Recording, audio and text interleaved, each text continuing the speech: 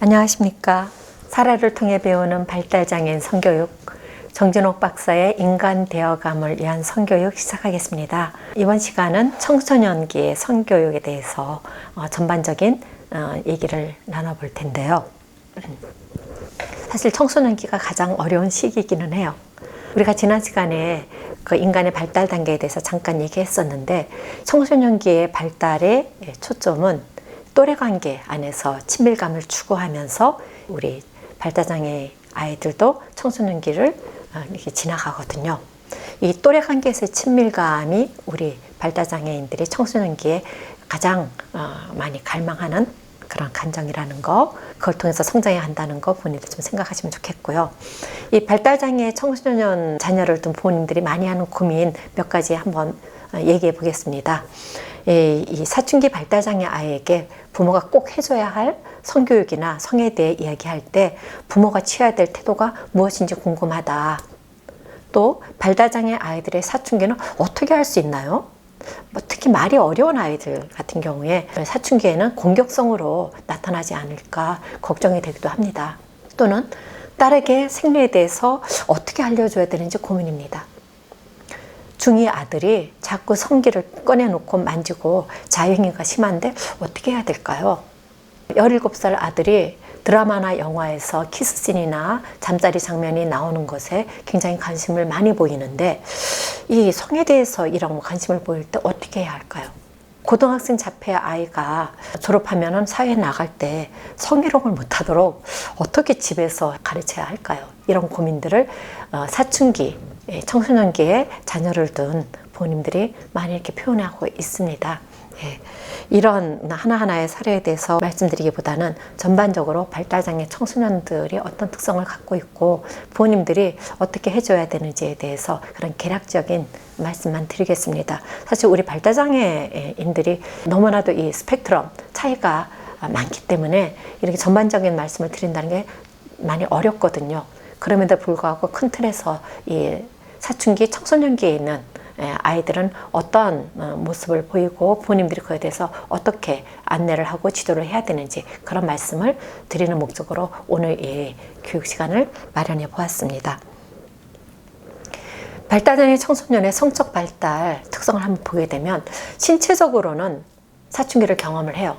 그렇지만 심리 성적인 그런 사춘기는 좀 늦게 올 수가 있어요.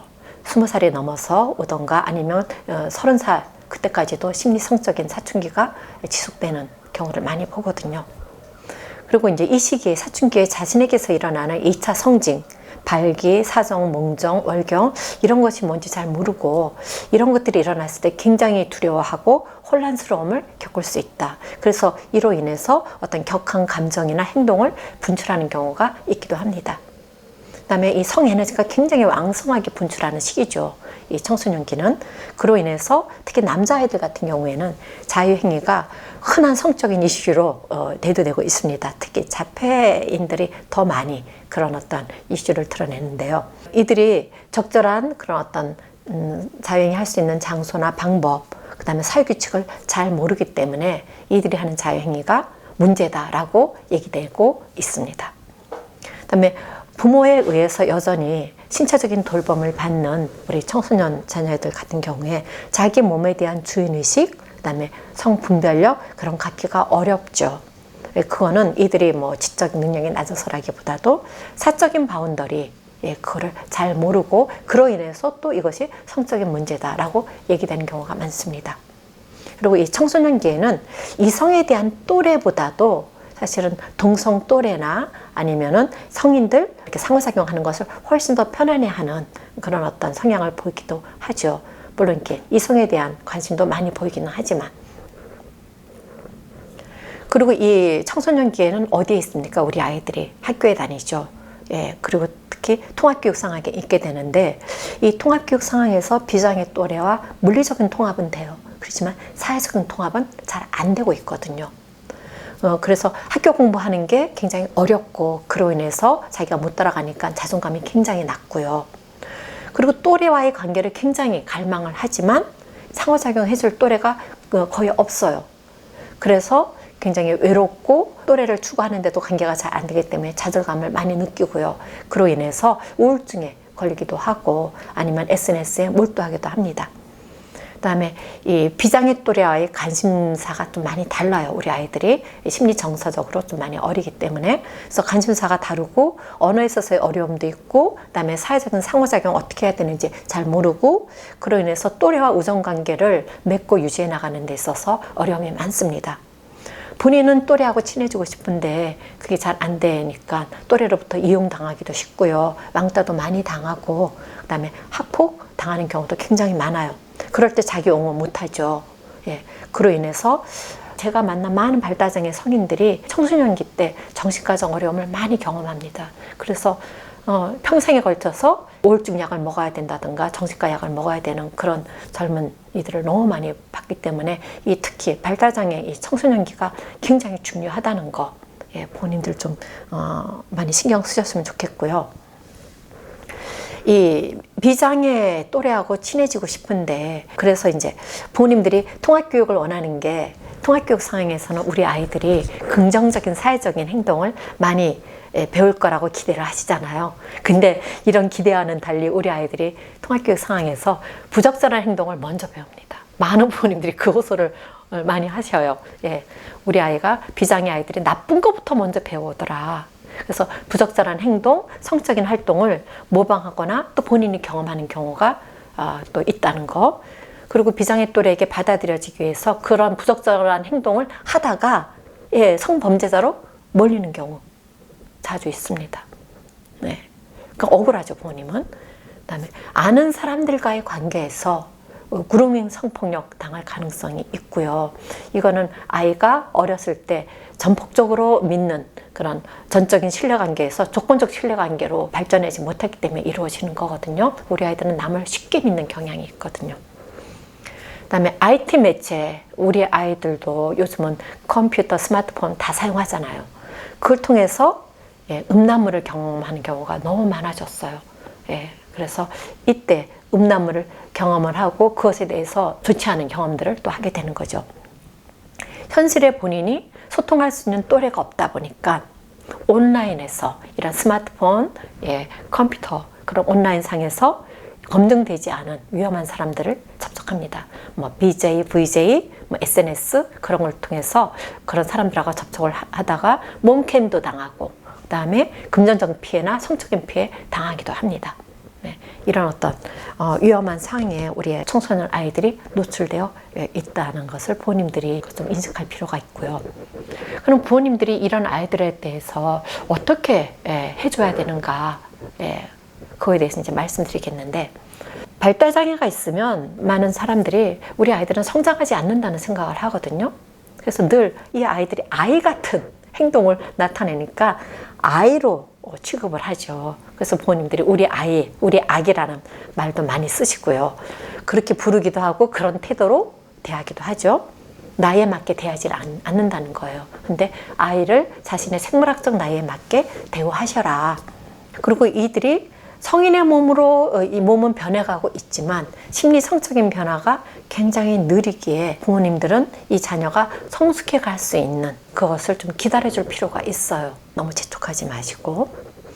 그러면서 이 시기에 이 아이들이 경험하는 월경, 몽정, 사정, 뭐 2차 성징 그런 것들을 가르쳐 줘야 되는 거죠. 근데 우리 아이들이 설명을 통해서, 말로 하는 설명을 통해서는 이게 잘 배우지를 못해요. 뭐 그러니까 어떤 부모님은 또 직접 본인의 몸을 가지고 뭐 이렇게 가르쳐야 된다. 그건 아니라고 저는 생각이 들고요. 그림 자료를 가지고 심플하게 되어 있는 그런 거 가지고 자녀의 이해 수준에 맞춰서 월경이나 몽정, 사정, 요즘 상업적인 그런 자료들도 굉장히 많아요. 그런 것들을 도움을 받으셔서 가르칠 필요가 있죠. 그리고 이제 따님 같은 경우에는 그 어머니들이 월경하실 때, 생리하실 때 한 달에 한 번 그때 자녀에게 미리미리 그 월경하는 모습을 보여주면서 처리를 어떻게 해야 되는지 그렇게 가르쳐 주는 것도 굉장히 중요한 모델링이 됩니다. 우리 아이들이 또 모델링을 통해서 잘 배우니까요. 그리고 이 청소년기에는 자녀가 자기의 몸, 자기의 방을 스스로 관리할 수 있는 기회도 주고 그런 것을 가르쳐 줘야 되는 거. 그러니까 자기 몸도 컨트롤할 수 있게 해줘야 되고요. 자기 공간도, 사적인 공간도 컨트롤할 수 있는 그런 교육을 시켜야 된다는 겁니다. 그리고 우리 발달장애인들에게는 이 시간 관리가 굉장히 중요하거든요. 특히 이제 자폐인들 같은 경우에 삶 속에 그 어떤 리듬을 갖게 하는 거, 그걸 다른 말로 이제 구조화라고도 하는데요. 이 삶 속에서 어떤 시간은 뭘 하고, 그 다음에 뭐 하고, 무슨 요일은 뭐 하고 하는 그런 것이 리듬이거든요. 일종의 그런 것들을 만들어 줄 필요가 있다는 거예요. 하루의 시간 안에, 주간의 시간 안에, 월간, 연간. 그러면서 그 아이들이 그 리듬에 따라서 자기가 삶을 살아가면 굉장히 안정을 갖게 된다는 것. 그다음에 또래와 함께하는 이 시기에는 우리 아이들이 이 정서적인 측면이 굉장히 발달하는 시기거든요. 네, 그래서 이런 것들을 은미체, 특히 이제 부모님들을 우리 아이 천재 아니야? 하는 그런 경험을 하신 분들도 계실 거예요. 뭐 한 번 들으면 음악도 따라하고 미술도 너무 잘 그리고 청소년 시기, 이 학령기 때 그런 어떤 능력이 많이 또 발현되기도 해요. 그래서 그런 기회를 많이 줄 필요가 있고요. 근데 이제 또래와 함께하는 그런 은미체 활동, 거기서 자신의 그 분출하고 있는 성 에너지도 그걸 통해서 아주 건강하게 쏟아낼 수 있고, 그러면서 또래와 함께하는 활동일 경우에 사회적인 능력도 키워줄 수 있죠. 그래서 혼자만 하는 그런 활동은 좀 지양하시고 함께하는 활동들에 참여시키는 거죠. 그리고 학교 공부 외에 이 아이들이 다양한 외부 활동을 경험해서 본인들 안에 숨겨져 있는 그런 잠재된 능력을 이렇게 발현시킬 수 있는 것을 좀 그런 기회들을 많이 만들어줄 필요가 있고요. 그렇게 하면서 자녀가 관심을 갖거나 몰두하는 활동을 찾아낼 수가 있거든요. 그걸 찾아내서 지원을 해주되 너무 강요하거나 강제하지 마세요. 얘가 음악 잘한다고 해갖고 막 뭐 레슨 시간을 엄청나게 많이 잡아갖고 이 아이가 나중에는 그 악기 쳐다보지도 않고 그림 그리지도 않고 그런 일들이 종종 있습니다. 그래서 이 아이가 즐길 만한 수준에서 그걸 할 수 있도록 너무 강요하지 말아야 되시고요. 그 다음에 이 아이가 학교 생활이나 과외 활동 그 주변에서 어떤 사람들하고 이렇게 만나면서 상호작용하는지 주변 사람들을 좀 확인할 필요가 있어요. 왜냐하면 주변 사람들과의 관계 안에서도 어려움이 일어나는 경우가 많이 있거든요. 성적인 어려움, 그루밍, 성폭력 같은 거. 그래서 그런 것들을 부모님들 항상 확인하셔야 되고요. 그다음에 동성애 장애가 있는 또래들하고 함께 할 수 있는 길을 통해서 우정의 관계, 물론 이런 우정 관계를 맺고 유지하는 게 쉽지는 않습니다. 그럼에도 불구하고 비장애 또래뿐 아니라 같은 동성애 장애 또래 아니면 뭐 왜 이성이어도 그 관계 안에서 이 친구들이 청소년기 때 또래 관계에 대한 그런 갈망 해결해 줄 수가 있고요. 그다음에 사춘기 때는 청소년기 때는 이 업앤다운이 심하죠. 감정적인 업앤다운이. 그거는 누구라도 그래요. 근데 우리 아이들도 크게 다르지 않아요. 그래서 자녀가 막 감정을 분출시키는 경우가 있습니다. 그럴 때 그 감정은 현재에 집중되어 있는 거거든요. 그래서 그 아이의 감정에 어떤 해석을 달려고 하지 말고 때로는 그 감정이 지나가도록 기다려 주실 필요가 있다는 거. 부모님이 먼저 기다려 주셔야 되거든요. 그리고 우리 아이들이 옳고 그름에 대한 생각, 그런 인식이 아직 생기지 않을 경우에는 설명을 통해서 너 이래야 된다 저래야 된다 라고 가르치기보다는 부모님이 직접 행동을 해 보이면서 신발을 이렇게 벗어야지, 옷은 너 이렇게 걸어놔야지, 부모님이 옷을 걸으면서 이 역할 모델을 통해서 아이가 배울 수 있게 해주는 게 훨씬 더 효과적이고요. 보통 비장애 아이들은 사춘기가 되면 본인들이 부모로부터 분리가 돼요. 가까이지 못하게 하죠, 부모들. 그러면서 이제 분리를 경험해 나가는데 우리 아이들은 사춘기가 돼도 스스로 분리를 못해요. 그래서 발달장애 아이들 같은 경우에는 부모님이 먼저 자녀를 점진적으로 분리시켜야 된다는 거. 어느 날 갑자기 야 혼자 씻어, 너 혼자 자, 그렇게 하기보다는 점진적으로 분리를 시켜야 되는 거. 부모님이 씻을 때도 도움을 좀 줄여 나간다든가, 아픈 너가 혼자 씻어라 하면서 거품 타월을 주면서 자녀가 자신의 몸 앞을 닦게 하고 부모님은 뒤를 닦는 거 도와주고, 그러다가 결국에는 혼자서 다 씻고 닦을 수 있게끔, 이게 일종의 분리거든요. 그래서 그런 것들을 부모님이 먼저 해주셔야 된다는 거. 그리고 이 시기에 자녀가 가족의 일원이라는 거, 그래서 내가 도움이 되는 사람이라는 거, 그런 인식을 갖도록 하기 위해서 가족 안에서 자녀에게 역할이 주어져야 된다는 거. 역할이. 이건 책임감하고도 또 상관이 있고요. 우리 아이가 가족 안에서 내가 가치 있는 존재네, 내가 도움이 되는 사람이네 그 생각을 갖게 하는데도, 그러면서 자부심을 갖게 하는데도 굉장히 중요한 효과를 줍니다. 그래서 가르쳐주고 격려해주고 기다려주고 다시 가르쳐주고 그것이 지속돼야 된다는 거죠. 그리고 가정 안에서 되는 것과 안 되는 것, 그것의 행동 기준을 명확하게 만들어 놓으셔야 돼요. 그리고 그것을 가족이 다 함께 지켜야 되는 거죠.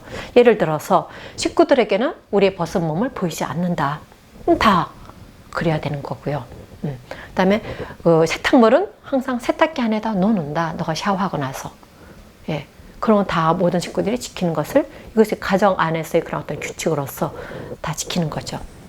그리고 어떤 일에서 자녀가 좋아할지 좋아하지 않을지, 그거를 막 고민하기보다는 자녀는 아직 이 판단에 대한 기준이 서 있지 않은 그런 나이거든요. 그래서 부모의 관점에 근거해서 결정을 내려주셔야 돼요. 아주 허용적인 부모는 너가 알아서 해. 또 기능이 좋은 발달장애인들에게 그렇게 하기도 하거든요. 근데 제가 경험하는 많은 기능 좋은 발달장애인들이 이렇게 지원을 받을 때 굉장히 많이 어려움을 겪어요. 오히려 권위가 있는 부모님이, 어른이 명확하게 이거는 이런 거고 저건 저런 거니까 너는 이거는 이렇게 해주는 게 좋겠어. 그런 요구를 해주셔야 되는 거. 그다음에 이 시기 사춘기잖아요. 청소년기 항상 그 성에너지가 분출되는 시기죠. 그래서 자유행위와 관련된 거 남자아이들에게는 반드시 알려주셔야 되고요. 어떤 식으로든 우리 아이들이 자유행위를 하게 되거든요. 왜냐하면 이 정액이 만들어지고 있기 때문에. 그래서 그것을 밖으로 분출을 해야 되는데 몽정이 무엇이고 그거 안 가르쳐주면 우리 아이들이 자기가 나 나이가 이렇게 됐는데도 오줌 쌌네 하면서 그걸 굉장히 부끄럽게 여기기 때문에 그거 얘기해 주셔야 되고, 그다음에 사정, 자유행위 하는 것도 어떤 친구에게는 가르쳐 주실 필요도 있다는 거. 근데 이것을 항상 혼자 있는 곳에서 해야 된다는 거 강조해서 얘기해 주셔야 되고요.